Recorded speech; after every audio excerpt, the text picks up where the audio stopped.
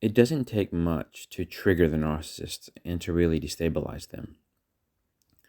And the things that trigger them the most are when you ignore them, when you go your own way and bring your energy back into yourself.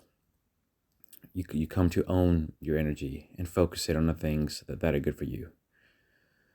When you do that, when you ignore the narcissist, when you bring your energy back into yourself, you're basically signaling to them that they don't matter to you, that maybe a narcissist discarded you and expected you to plead to have them back, but now you're not doing that because you're carrying on with your life. Those things really cause a severe injury to the narcissist, because it shows them that you're not weak, and it shows them that they're not as superior as they would like to believe, as they thought. And because the narcissist, if you're able to bring your own energy back into yourself and focus it on things and kind of feel that healing, that wholeness, narcissists are not really able to do that, because that involves a certain level of introspection, um, seeking that inner improvement. Whereas narcissists typically try to feel that that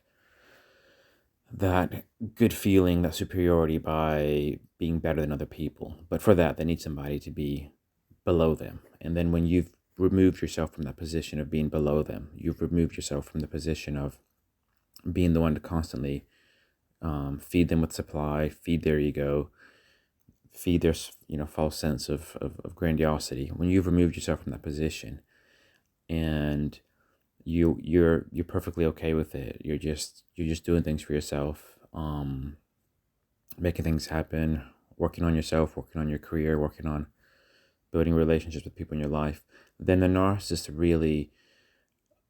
this really triggers them, because you're moving on and you're doing things, and that's something that they are not capable of doing. Narcissists like to know that they always have some strings attached to you, where they can prove to themselves that they're better than you. You know, maybe if they hoover you, the fact that you entertain the hoover, even though they might not come back, proves to them that they're better than you, that they need you. Sorry, that you need them. Um,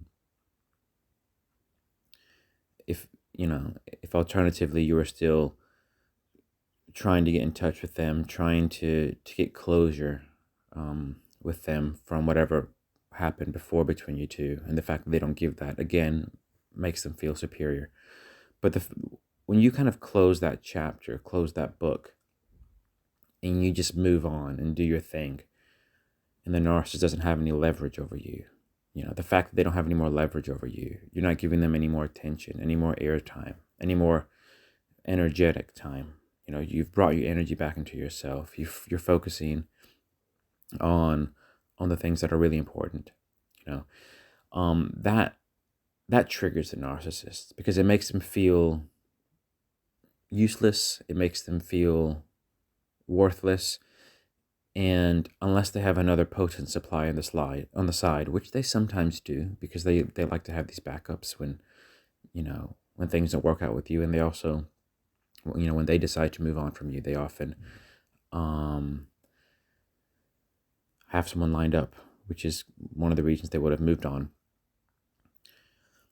But when they don't have that person, that persona to prop them up, and it just and then they have that inner chaos that comes to the forefront about their insecurities, their feelings of shame, feelings of worthlessness. It really does it really takes a toll on them, and then they kind of they crawl themselves out of that arena to recover. It's a slow process for them to kind of find that new point of stability, and that usually involves them finding new sources of supply that are gullible, that are usually codependent, that they can then rely on for their own stability. But yeah, it's one of those things where you don't really need to do anything to destabilize the narcissist, to trigger them in that way. It's the fact that you don't do a certain thing, which is you're not giving them the attention. You're not begging to go back to them. You're not looking for closure. You're not showing that you need them in any way, whether it be financial, emotional, etc. In fact, you don't want anything to do with them, and you've brought your emotional self, back. You've recentered your emotional self back into yourself, and you have that stability in yourself. And the narcissist, when they sense that, it really drives them crazy, in a sense that they feel that they've lost you as a supply forever, um which is the truth, actually. But it's just one of those things that they struggle to deal with, that because they use others to regulate them. And then when other people are no longer susceptible, because their energy is no longer vulnerable the way it used to be, then the narcissists, they need to find alternatives. And don't be surprised if they test the waters with you to see if they can somehow work their way back in to exert that leverage over you. But the fact, when you're pretty sturdy in yourself, and you've just, you've signaled in more ways,